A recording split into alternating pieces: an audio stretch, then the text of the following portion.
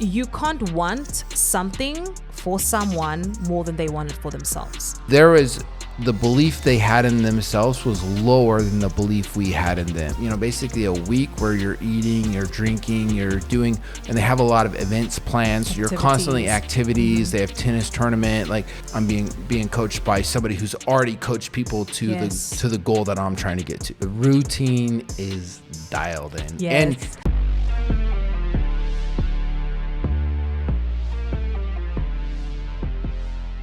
welcome to the Takeover with Tim and Cindy, where we show you how to dominate every area of life and business. Let's get winning.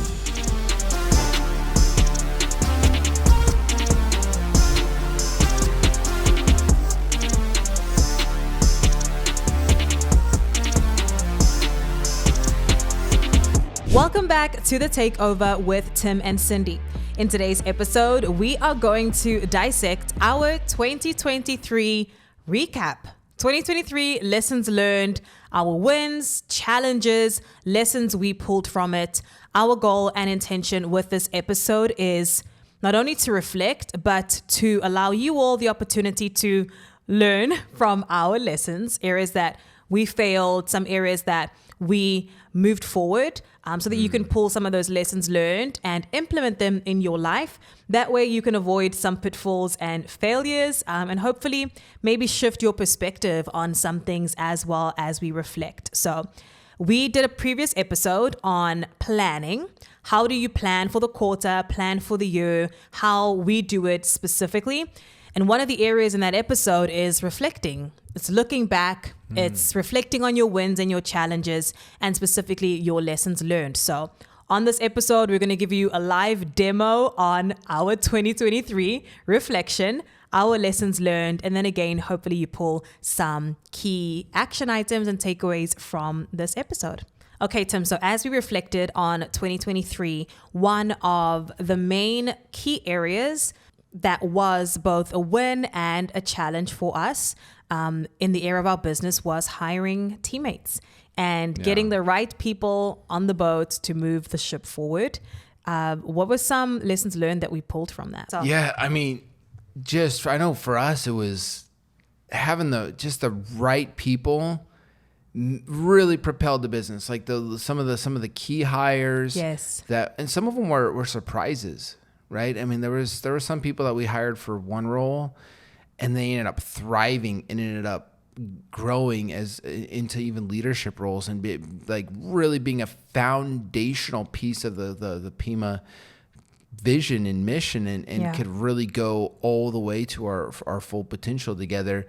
On one side, I mean, it was really powerful. I mean, on the other side, it was, I think, we learned some pretty big lessons on, hey, if somebody's not a fit for the role, like we kind of had to get them out quickly, not just for us, but for their sake. And I think we got really good at honoring people, right? Like as we move people out, we got really good this year at doing that in a way that really honored them and helped them transition to the next part of their career. When you say honor them, what do you mean?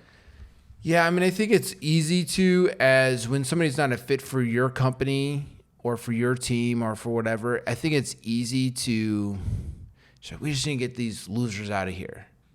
But I think having the perspective of just because they're not a good fit for this role doesn't mean that they're not a great person. That doesn't mean that they can't excel in another role somewhere else. Yes. And I think we did really good at just seeing the best in people, because one of our values is that people are our passion, and I felt like we really walked out our value of having people as our passion. And truly, I mean, we'd be on some conversations where we were transitioning somebody out, and it was the common theme was like, hey, nothing would make us happier than for you to come back to us next year and say, well, I got this new role and I'm thriving. Yes. And so that's what I mean by honoring, is like really truly at the bottom of our hearts wanting to see people truly live and walk in their full potential. Yes, I love that. That's so good.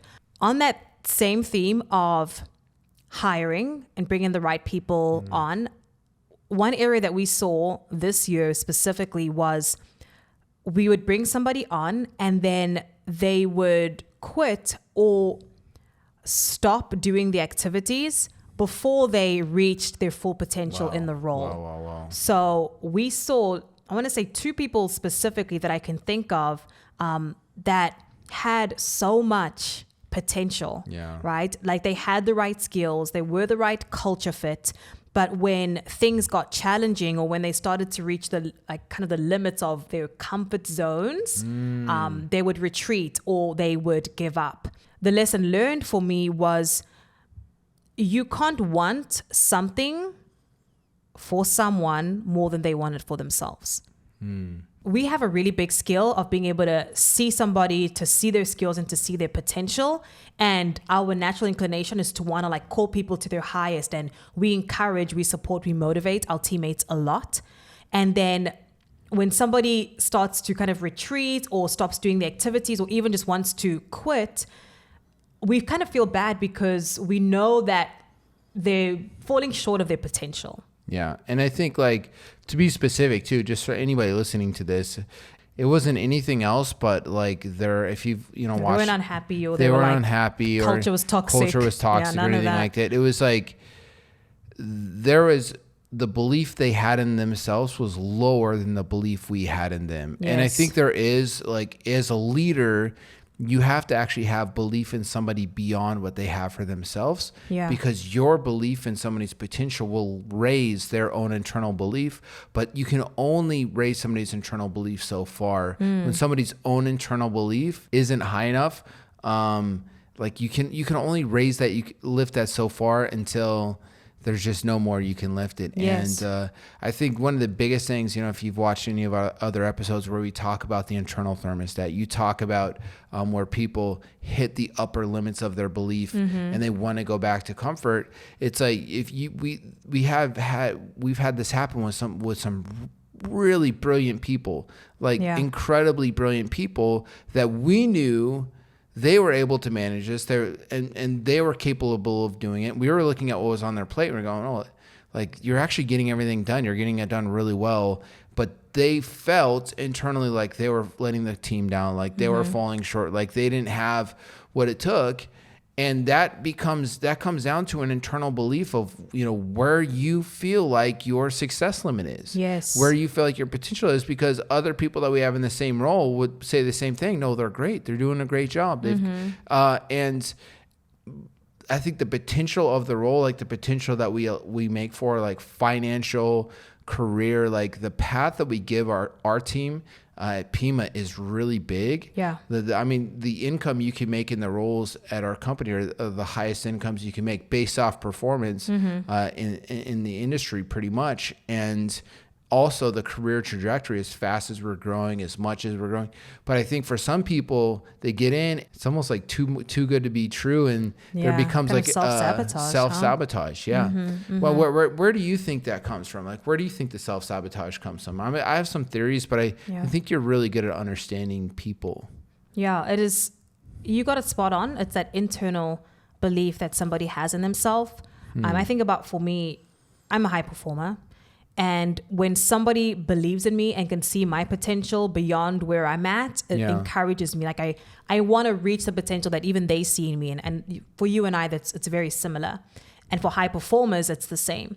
But when you have somebody that has all the right ingredients and they have the kind of leader that is calling them to their highest, is coaching them, is training them, it boils down to, do they believe that it's possible for them? And are they doing the internal work to ensure that they can maintain that success? What do you mean internal work? Yeah, mindset work, right? The belief, making sure that you're evaluating areas of self-sabotage.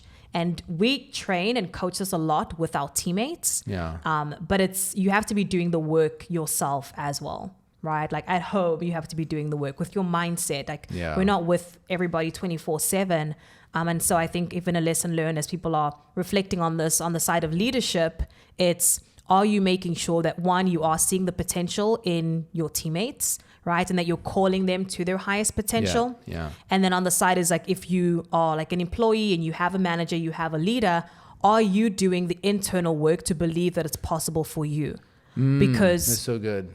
As much as I want somebody to believe more, like believe in me more than I believe in myself, like it starts with me. It does, yeah. It starts with me. So that was a big area of, I think, a big lesson learned for us this year. It was a little painful too to see, you know, when anybody listening to this can think of the people in their lives that, wow, they just had so much potential, and you just saw them almost self-sabotage or self-destruct, or just like they had so low confidence in the area that they needed it, that they just didn't reach it. And it's painful to watch because, you know, especially if you care about people, you know, especially if you just like love seeing people thrive and win. It's always painful when you can see somebody, you go, I know that this person could completely dominate this and this and just do so awesome. And to see, because their own internal choices, that they almost, what's the word I'm looking for? It's like they just say, hey, I can't, this isn't for me, or this isn't for people like me, or like, and you know, just because of that belief, it's like, even though it's like digging for the gold's right there, and it's like, oh, people don't like me can't find gold. And you're like, no, bro, like dig a little more. Like, I promise you there's gold there. Yeah, but people like me we don't find gold. My dad didn't find gold. My grandma, my grandpa, no one in my family found gold. I'm not going to find it. And you could be like, you are so close to gold. Mm-hmm. But if they don't believe that they're the kind of person that can find gold, like they're just not going to find gold. They're not going to do it. Yeah. I think one thing I want to point out, and a lesson learned for me, is to still pour into people. Like, that's not a reason for you and I to stop coaching, training, pouring into our team, even if there's a possibility that one day they might leave. While we have people on the team, we will pour so much into you. We want to see you reach your potential and grow. As a leader, it's knowing that people are going to come and people are go, and people are going to, you know, they're going to transition in and out. But while you have them, do your absolute best to pour into them and to want to see them succeed and to thrive. I love that. It's the old question, you know, what if I sow into my people and they leave? And people are, you know, it's like, man, I sent so much into this person and they left, and they almost, you know, get scarred, and they go, the next people I'm not going to sow into. And the question is, what if you don't sow into your people and they stay? Right? So it's like, and what we found is when you do sow into the right people, the people that love growth, they love your culture, when you are sowing into them, it becomes sticky. Like you want to create a culture where it's like the right people don't ever want to leave, because it's, and I think just being okay with, you're going to sow into a lot of people, and there's going to be a percentage that leave. Yeah. That's just part of the game. Yes. Yeah. Absolutely. Okay. So the next thing I want to reflect on is Necker Island. That was so fun. So this year we went to Richard Branson's private island, British Virgin Islands, the most incredible 1 week experience that I've ever had in my entire life. So why don't you walk us through how we got there, what their process was like, I mean, just how incredible that was, and then we'll reflect on some lessons learned. Gotcha. So when you go to Necker Island, you know, there's not an airport on Necker Island. So you've got to land at the local airport, and then you either helicopter in or you take a boat. And we took a boat from the airport island to Richard Branson's island. And, you know, when you get there, we were there for an event specifically. So there's a lot of other entrepreneurs that were there. And so, you know, we kind of pile onto this boat with a handful of other entrepreneurs that we just met. Like, we're literally meeting them for the first time. And you're headed on this boat to go to this island, and it's kind of surreal. It feels like you're in one of those movies where you're going to this island, and it's like a Survivor. It's like a Survivor, and they're like, you're going to this private billionaire's island, and you're a little bit worried that, like, after dinner that night they're gonna be like, okay, everybody run, and they're gonna start hunting you or something like that. So we get there, you know, we get on the boat, we get there, we end up on the island, and it was just this beautiful experience. I mean, from the very beginning to the end, it was such a beautiful experience. And I think what was most powerful about this event is that it was really like 7 days where it was like less than 80 people, right? Yeah, it was pretty small, pretty intimate, but incredible. So it was a small, intimate. It was, it was an event. So there's a lot of entrepreneurs there. They're doing a charity thing. But because you have such a small group of people, and you have, basically a week where you're eating, you're drinking, you're doing, and they have a lot of events plans. You're constantly activities. They have tennis tournament. Like there's so much stuff to do. You end up getting to know the people that are at this event as well, on a very intimate level. And, I know for us, we've been visualizing and writing down in our goals that we are friends with millionaires, billionaires, and world leaders for a long time. And so I think being at this event, it just felt, I know both of us felt like this is where we're supposed to be. We felt comfortable. We even got to talk to Richard Branson, and we got to talk to other people that were incredibly high level entrepreneurs. And it just felt actors, movie stars, movie stars, entertainers, and people, just a lot of well-known people.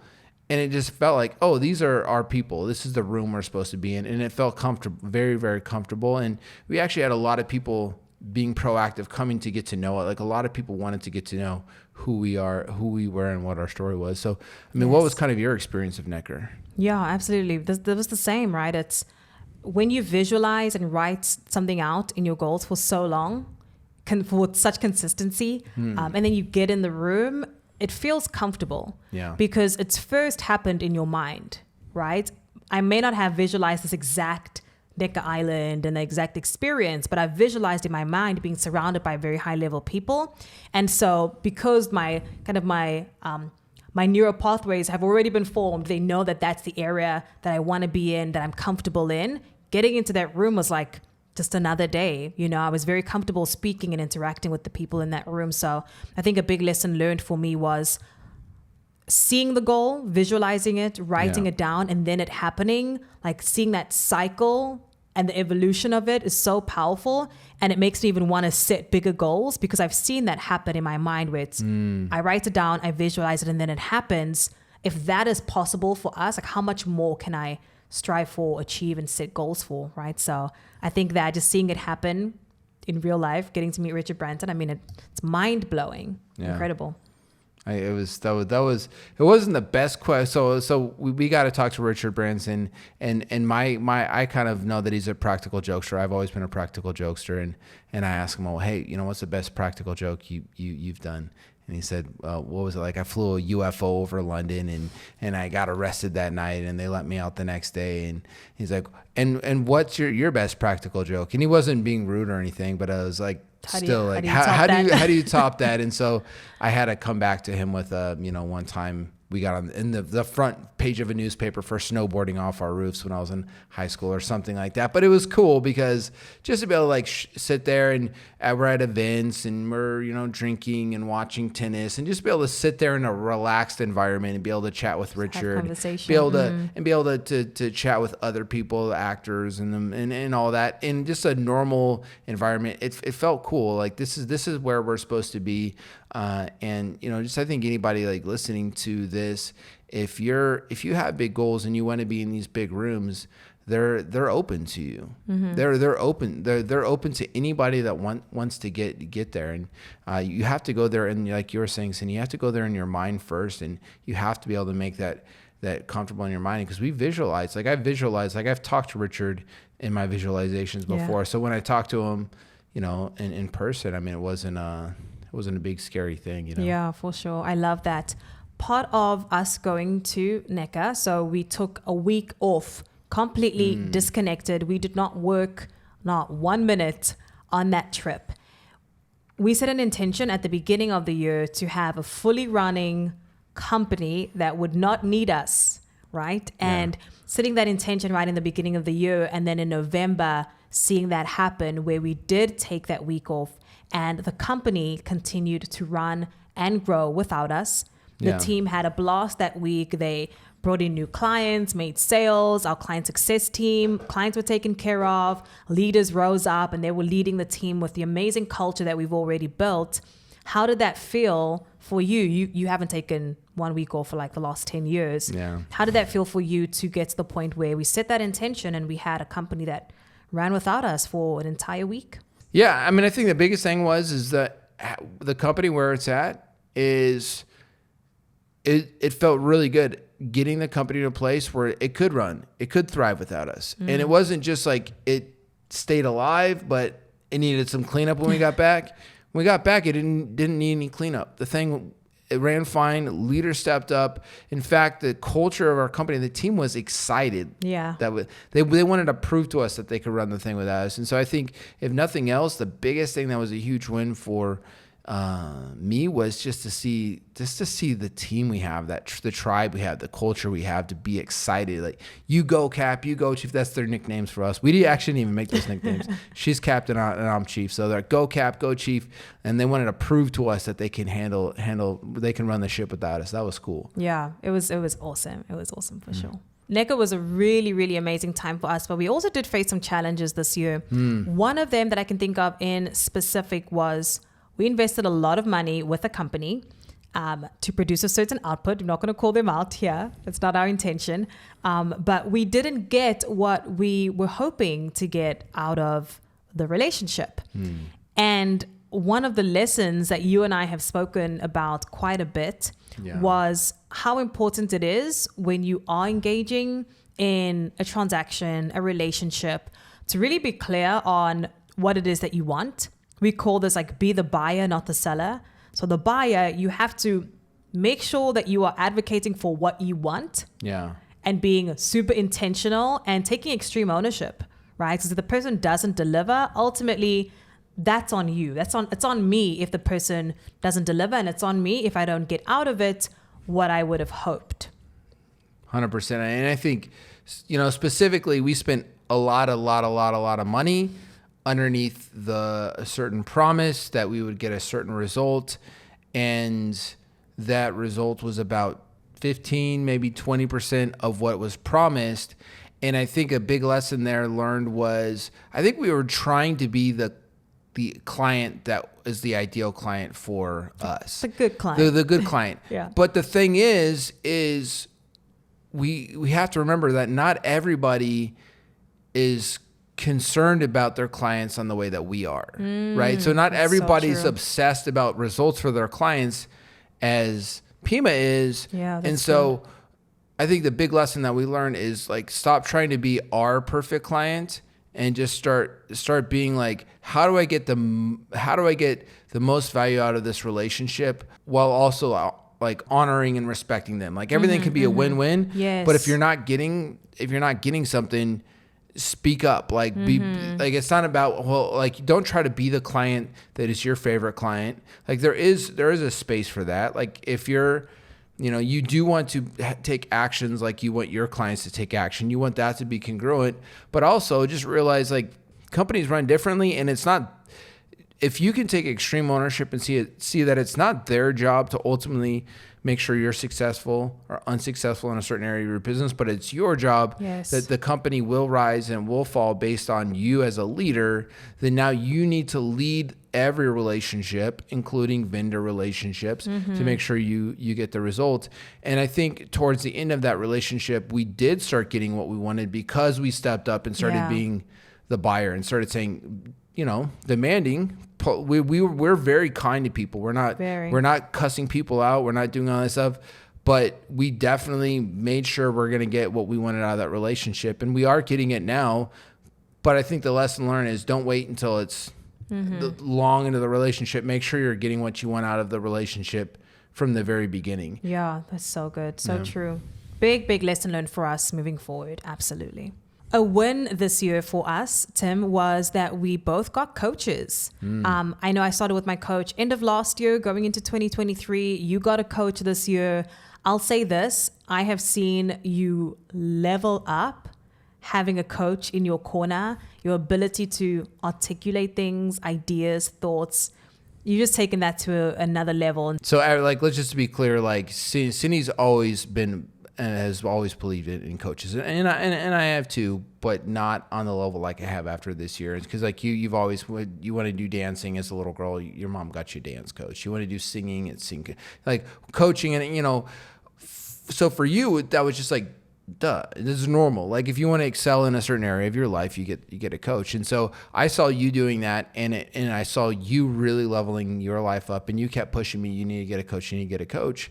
But for me, it was always like, well, if I'm going to get a coach, I need somebody who's like beyond where I'm at. Yeah. You know, I need somebody that's, and I ended up having an opportunity that a friend of mine introduced me to a really high level coach that is, I mean, if you look at his roster of people that he's coaching, I'm definitely, you know, like, he definitely is coaching people that are at where we want to be at. And to be able to meet with my coach every week, who's also coaching people that are already at and beyond where my goals are, is very, very empowering, because the way I'm looking at things is from my history, my past, the books I've read, all these pieces. And he's able to look at this and go, you know, see where I'm at, where I want to go. And he's seen that story before. Yes. He's coached people through that journey before. And so for me to be able to bounce ideas off of him, you know, a lot of times if I bring a new idea, hey, we're thinking about launching this new product. He goes, cool. Like, let's sit down and figure out all the reasons why it would fail. And then if we can be okay with if we can be okay with those reasons why it would fail and still want to do it, then let's move forward and do it. And if not, then like, let's not do it. And so just to be able to run those ideas, and he's very, very, very much a contrarian thinker. So he's always challenging me. And so for me, it was a big level up. And I think just even my own belief in myself to know that I'm being coached by somebody who's already coached people to the goal that I'm trying to get to. I love that. Absolutely. I think for me, the power of having a coach has been uncovering blind spots. And I see that with you and your coach quite a bit, that he'll bring forward, challenge you in certain areas, or bring forward some ideas, which is like, oh, you and I did not even think about that, right? So the ability to like, I can only see what you mentioned based on my past experience and what I've done. But having a coach can help uncover those blind spots so that you are seeing multiple perspectives, not making certain mistakes. I had a coach end of last year, new coach for me, and it was specifically with that intention of helping me uncover some blind spots. And at a certain point this year, I felt like I reached the limit with where I could go with the specific coach. Yeah. And so a lesson learned is that it's also okay to have a coach or to have somebody in your corner for a certain season and then to transition out or to move on. And that's absolutely okay, because everything in life happens in seasons, and the ability to discern what you need in a certain season versus what you don't was a big lesson learned for me. Yeah. 2023 was a year where we said no to a lot of things. We said no to certain partnerships. We said no to certain events. We said no to quite a bit of things this year. And I wouldn't even say it's a lesson learned as much as I want to do more of that this year. I think because one of our, when we do our yearly planning, is what are the non-negotiables? Yes. And the lesson learned is do non-negotiables. It works. We've spent the year knowing what we were going to say no to. And the powerful thing about that is anytime it came up, we didn't have to think about it. It was a no. So when you pre-make decisions, maybe that's the biggest lesson is one of the biggest things you can do to make your decision-making process efficient is pre-make your decisions. What are the non-negotiables? What are you going to say no to? If we didn't have those decisions pre-made when these opportunities came our way, we would have been tossed like all around as, what should we do it? Should we not do it? But because we predetermined, we just said no, and there wasn't a second thought to it. So I love that. Actually, it was really fun. Yeah, for sure. And on that non-negotiables, we also made some decisions around our health and wellness and certain routines that we had predetermined we were going to stick to. One of those being that our default, how we operate, is not drinking alcohol. And we will schedule certain events where we will drink. And that was like a non-negotiable for us, something that we predetermined. So when we stepped into that this year, we really did that the entire year. Our default has been just not drink. We just don't drink. And it's really helped us to up-level our health and our wellness, how sharp we are, how focused we are. And again, this is not to say that everybody has to do this, but this was something that we had predetermined as a non-negotiable, and implementing it throughout the year. I mean, we've seen such massive transformations in our health and wellness and our mindset. Yeah, I mean, it was, because before it wasn't like we were crazy. It was like, correct. Wine Tuesday, wine Wednesday, doing stuff like that. And then, it was, but what we noticed is that was the normal, was having wines, having some treats, that was the normal. And then the exception was when we would do sprints of like, we're going to do a 30 or a 60 day, no 75 alcohol, hard, 75 hard.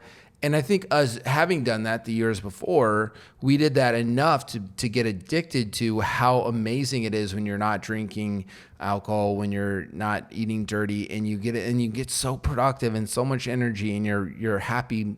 Your happy brain is just happy all the time. Yeah. Things are good.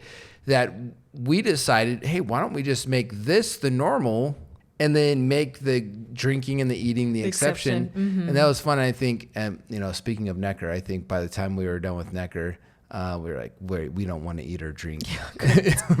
Yeah, absolutely. And then we've seen the positive effects of doing that switch, right? What's the norm versus the exception in our health and wellness and our mindset and our routines. We doubled down quite a bit on our routines this year. The time that we wake up, the time that we go to the gym, we really nailed down our routine. So every day we're in like a really good flow now. Previous years we'd kind of have some ups and downs. We would try and test different routines, but this year we really solidified something that's working exceptionally well for us right now. Yeah, the routine is dialed in. Yes. And if you want to know what that routine is, we actually have an episode on that where we walk through our routine and we give you advice on how you can maybe set yourself up with it. But I'm telling you that the routine we have dialed in, we've been able to get so much more done. When I think about past years, I just think, how do we get any? Yeah. How do we move the needle on any of our goals without having our routine as dialed in as it is now? And this year has just been so hyper productive because of that. And once you get used to doing it, when something throws off your routine, it's like no, it's frustrating. You want to get back. And then when you see the positive results and how easy it is to win when you just are so consistent, when people are like we were at an event the other night and they're like, come on, we're doing like an after party thing. You want to come? They're like, nope, no interest. You can't talk us into that because we know we already have predetermined that we're recording some podcasts today, that we're doing this thing today. And I think you get so used to that. Whereas before, my normal would have been, oh, cool, yeah, I can, we can do it. It's the weekend. It's the weekend or whatever that is, and you just but when you get so dialed in and you get used to it, it's like you get kind of addicted and you want to get better and better and better at it because you see the result. Because you see the result. Every decision's either taking you one step closer to your goal or one step further from your goal. So we've been very meticulous and intentional about every decision that we make and making sure that it's in alignment. Yeah, 100%. So Tim, let's reflect on what was the last kind of lesson learned that we had this 2023. I think the biggest thing is if you're the leader, if you're the one leading the vision of the company, what we do as leaders is we set a vision, and then we find people that get excited about that vision, and then we sow into them, we mentor them, we coach them. Right? That's part of like what being a leader is. Yeah. But also realize that if you're the one setting the vision, if you have an ability to see it in the future, or you see new ideas, you see things like, I just have a feeling that in the next 6 months, we have to have this part of the company innovated. Or I have a feeling that we got to be urgent on developing this technology. Or I've got a feeling of urgency over the next 6 months. We got to double down with our sales team, or we got to, whatever those pieces are. It's okay if not everybody sees that at first. Like not everybody's job is not to be able to see the exact vision that you see. In fact, if everybody on your team agrees 100% with everything you say all the time, you probably don't have like the right team, or you're probably not thinking big enough. That's right. Good. So you need to be okay with, there is going to be times, and this isn't with everything, but sometimes you're going to get those feelings of like, we've got to build this innovation or this technology out to make sure we're positioned well in the next 6 months. And just to be okay with, not everybody on your team is going to get that at first. There were some innovations that I just felt very, very urgent that we got to build out. And there was a little bit of internal resistance, not like rebellion as much as like, people get comfortable doing things a certain way. And especially when a certain marketing let's just talk about a marketing example. A certain marketing channel is working extremely well and people are loving it. We're hitting a full potential of that. And you're saying, oh, we need to start putting our time and energy on this other marketing channel. They might be, okay, cool, but this one's working so well. Let's just spend more time here. And you're going, okay, cool, let's do that. But we got to focus here. People want to sometimes just go with what's already working, the vision that's already been cast after the momentum's built. But if you see something that you need to invest in, just be okay with there may be some resistance from time to time, but that you as the visionary need to be okay with, like listening to the inputs, listening to people's concerns, but also just if you know in your gut this is something that's got to go, just know and be okay with you might be able to see something that your team's not seeing. And that gift you have to be able to see into the future and see trends, it's not something that everybody has and they're not supposed to have it. Yeah. That's why you're the visionary of the company, is because you're supposed to see ahead of that. And there was a couple moves maybe you can say from your perspective that if we hadn't have kind of pushed despite there being some resistance internally, not like a rebellious resistance, but it was a comfortable resistance. Like it was, people want to stick with what was already working. I think if we hadn't have done some of those innovations this year, we wouldn't be in a comfortable place right now. Yeah, for sure. It's like the vision was set in a certain area and then kind of the team has to move and start to implement, innovate, start to come up with some new ideas in that area. And as you mentioned, there's always some resistance, right? People want to stick to what's comfortable.